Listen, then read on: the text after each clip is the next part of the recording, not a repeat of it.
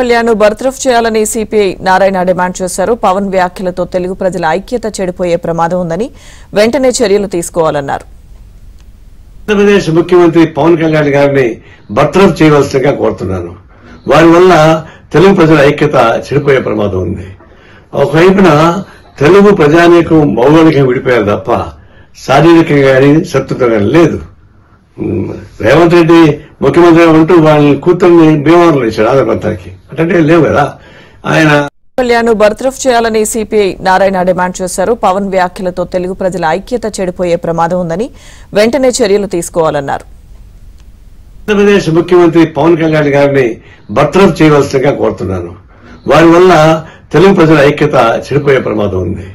ఒకవైపున తెలుగు ప్రజానీకం భౌగోళికంగా విడిపోయారు తప్ప శారీరకంగా కానీ శత్రుత్వం కానీ లేదు.